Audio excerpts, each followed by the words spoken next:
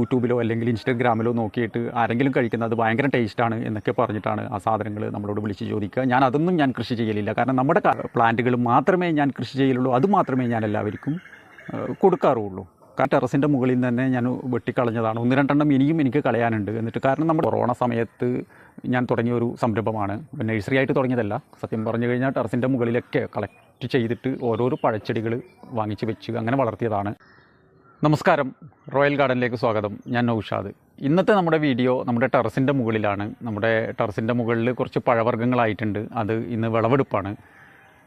നല്ല മഴ കാരണം ഏകദേശം വിളവെടുപ്പുകളൊക്കെ കുറച്ചു ദയനീയാവസ്ഥയിലാണ്. കംപ്ലീറ്റ് പഴങ്ങളൊക്കെ അടച്ചൽ മഴ കൊണ്ട് കുറേയൊക്കെ നശിച്ചു പോയി. എന്നാലും ഉള്ളതൊക്കെ നമുക്ക് ഇന്ന് വിളവെടുക്കാം. ഇത് നമ്മുടെ ഡ്രാഗൺ ഫ്രൂട്ട്സ് കണ്ടില്ലേ, പഴുത്തിട്ട് പൊട്ടിപ്പോയി കണ്ടില്ലേ. ഇതൊക്കെ ഇവിടെയൊക്കെ കിളികളൊക്കെ കുത്തിയിട്ട് നശിപ്പിച്ചിട്ടുണ്ട്. ഇതൊക്കെ നല്ല മഴ കൊണ്ട് നമുക്കിതിൻ്റെ മുകളിലേക്ക് കയറാൻ പറ്റിയിട്ടില്ല. കണ്ടില്ലേ, ഇതൊക്കെ വലിയ ഒരു 700 ഗ്രാമോളം തൂക്കമുള്ള ഒരു ഡ്രാഗൺ ഫ്രൂട്ട്സിൻ്റെ പഴമാണ്. കുറേ ദിവസമായിട്ട് ഒരേ മഴയാണ്. കാരണം നമുക്കിതിൻ്റെ മുകളിലേക്ക് ഒന്ന് കയറാൻ പോലും പറ്റിയില്ല. കാരണം ടെറസിൻ്റെ മുകളിൽ കംപ്ലീറ്റ് വഴുക്കാണ്. ഏകദേശം കുറച്ച് പഴങ്ങളും കൂടി ഇതിൻ്റെ അകത്ത് ബാക്കിയുണ്ട്. അതൊക്കെ നമുക്കിന്ന് പറിച്ചെടുക്കാം. ഇതൊക്കെ പഴുത്ത് പൊട്ടിപ്പോയി.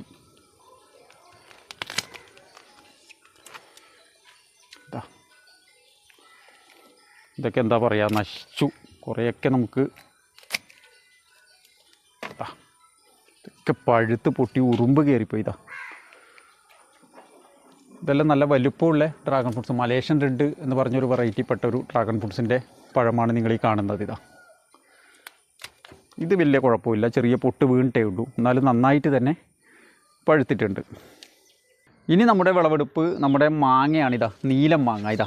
കണ്ടില്ലേ നിങ്ങൾ, ഇതൊക്കെ ഒരു കാരണവശാലും ഇങ്ങനെ മഴ പിടിക്കുന്നത് വരെ നമ്മുടെ മാങ്ങകൾ ഇങ്ങനെ വെക്കാൻ പാടില്ല. നമ്മളത് പൊട്ടിച്ചെടുക്കേണ്ടതാണ്. കവർ വരെ ഇട്ട് കൊടുത്ത് സംരക്ഷിച്ചതാണ്. നീലം മാങ്ങ ഏകദേശം നമുക്ക് മറ്റുള്ള തായ്ലൻഡ് വെറൈറ്റി പോലെ ഇങ്ങനെ ഒരുപാട് പെട്ടെന്ന് നമുക്ക് പഴുത്ത് കിട്ടുന്ന ഒരു മാങ്ങയല്ല. കണ്ടില്ലേ, ഇതൊക്കെ എന്തോ ഈ കവർ ഇട്ട് കൊടുത്തിട്ടും ഇതിൻ്റെ അകത്ത് കിളികൾ കയറിയിട്ട് കുത്തി നശിപ്പിച്ച് കളഞ്ഞു. ഇതാണ് നമ്മുടെ നീലം മാങ്ങ. ഒരു കാരണവശാലും മാങ്ങ നമ്മുടെ ഈ മഴ ഇങ്ങനെ കൂടി വരുന്നതിന് മുമ്പേ നമ്മളിത് വിളവെടുക്കേണ്ടതാണ്. ഇവിടെയൊക്കെ ഉണ്ട്. ഇതിലും ഒരു മാങ്ങ മാത്രമേ ഉള്ളൂ. കംപ്ലീറ്റ് പോയതാണ്. നമ്മുടെ ഈ കാലാവസ്ഥ നമ്മുടെ ഈ ടെറസ് കൃഷിനെ വല്ലാണ്ട് നമുക്ക് ബാധിക്കുന്നുണ്ട്. കാരണം ഇപ്പോഴത്തെ കാലാവസ്ഥ വല്ലാത്തൊരു കാലാവസ്ഥയാണ്.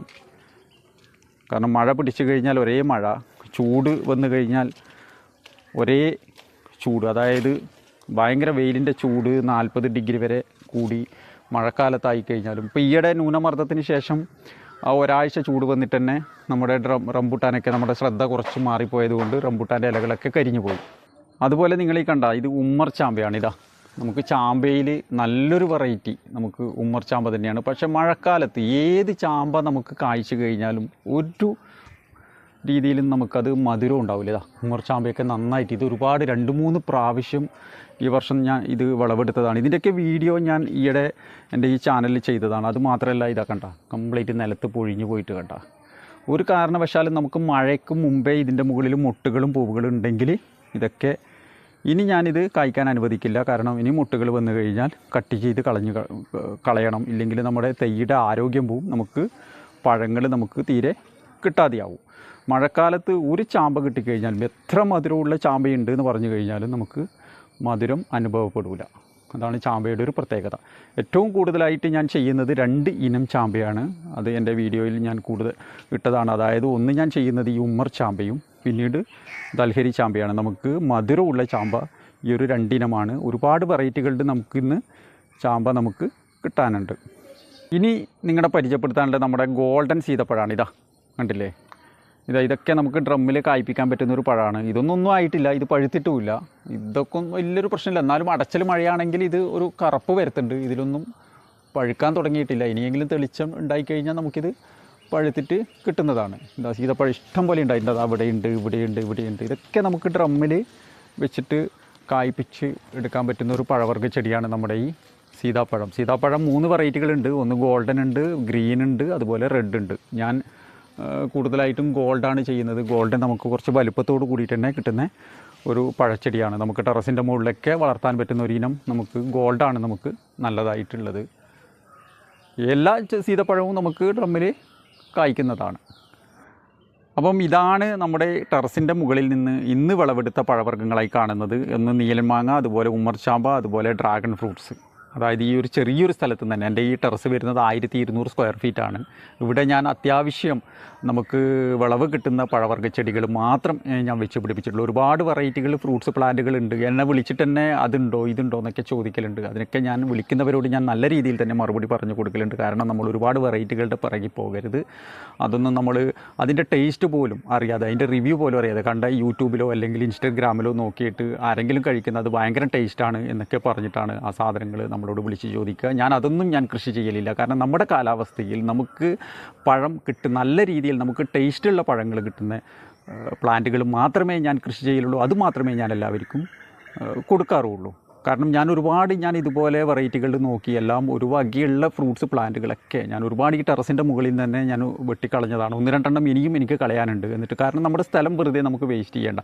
കാരണം നമ്മൾ ഏതെങ്കിലും ഒരു ഫ്രൂട്ട്സ് പ്ലാന്റ് വാങ്ങിച്ച് വെക്കുന്ന ആ മുടക്കുന്ന പൈസയല്ല. കാരണം നമ്മളത് 2-3 വർഷം ഒരു ഡ്രമ്മിൽ നമ്മൾ അത്രയും പരിചരിച്ചിട്ട് നമ്മൾ നിലത്തല്ല സെറ്റ് ചെയ്യുന്നത്. നമുക്ക് ഇതിനിടക്കിടക്ക് ഫെർട്ടിലൈസർ കൊടുക്കണം. അതുപോലെ മഴക്കാലത്ത് നമ്മൾ സംരക്ഷിച്ചിട്ടും വലുതായി നമുക്ക് അതിൻ്റെ മുകളിൽ നിന്ന് പഴങ്ങൾ പറിച്ച് കഴിക്കുമ്പോൾ അതിൽ ടേസ്റ്റ് ഇല്ല എന്ന് പറയുമ്പോൾ നമ്മളത് വെട്ടിക്കളയേണ്ട ഒരു അവസ്ഥ വരുമ്പോൾ നമുക്കത് ഭയങ്കര സങ്കടമാണ്. അതുകൊണ്ട് ഞാൻ പറഞ്ഞു എന്ന് മാത്രമേ ഉള്ളൂ.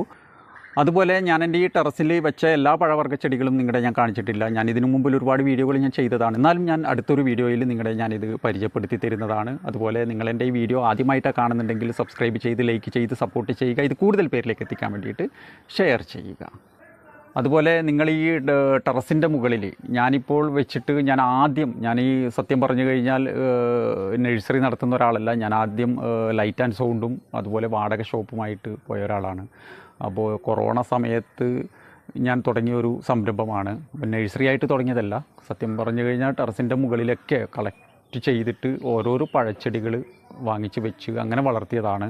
അപ്പോൾ അതിൻ്റെതായ കുറച്ച് കുറവുകളൊക്കെ ഉണ്ട്. പക്ഷേ ഇനി ചെയ്യുന്നുണ്ടെങ്കിൽ ടെറസിൻ്റെ മുകളിൽ ഈ ഒരു രീതിയിലല്ല. ഇപ്പം തന്നെ എൻ്റെ പഴങ്ങൾ എനിക്ക് പറിച്ചെടുക്കാൻ പറ്റിയിട്ടില്ല സത്യം പറഞ്ഞു കഴിഞ്ഞാൽ. അതായത് ഇവിടെ വഴുക്കാണ് മൊത്തത്തിൽ. അപ്പോൾ അതിന് ആദ്യം നമ്മളൊരു കോട്ടിങ് ചെയ്ത് അതിലൊരു സ്റ്റാൻഡൊക്കെ അടിച്ച് ഡ്രമ്മ് കുറച്ച് പൊക്കി വെച്ചിട്ടൊക്കെ വേണം നമുക്കിതുപോലെ ചെയ്യണമെങ്കിൽ. ഞാനൊക്കെ മൊത്തത്തിൽ അടിയിൽ ഇഷ്ടികയും കല്ലും ഒക്കെ വെച്ചിട്ടാണ് നമ്മുടെ ഡ്രമ്മ് സെറ്റ് ചെയ്തിട്ടുള്ളത്. അപ്പോൾ അതിൻ്റെ പായലും ഇതൊക്കെ നമ്മുടെ ഈ ടെറസിൻ്റെ മുകളിലുണ്ട്. അതുപോലെ തന്നെ നമ്മൾ വെക്കുമ്പോൾ അതിനൊരു ലൈൻ കണക്കാക്കിയിട്ട് ടെറസിന് ലീക്കേജ് വരാതെ രീതിയിലൊക്കെ വേണം നമുക്ക് ചെയ്യണമെങ്കിൽ. അതിൻ്റെയൊക്കെ വീഡിയോ ഞാൻ അടുത്ത് തന്നെ ഇതിൽ അപ്ലോഡ് ചെയ്യുന്നതാണ്. ഏത് രീതിയിലാണ് നമുക്ക് ടെറസിൻ്റെ മുകളിൽ സെറ്റ് ചെയ്യേണ്ടത് എന്നുള്ളൊക്കെ വീഡിയോ ഞാൻ ഇതിൻ്റെ അടുത്ത വീഡിയോയിൽ അപ്ലോഡ് ചെയ്യുന്നതാണ്. അപ്പം ഞാൻ എൻ്റെ വീഡിയോ ഇവിടെ വൈൻഡപ്പ് ചെയ്യുകയാണ്. എല്ലാവർക്കും നന്ദി, നമസ്കാരം.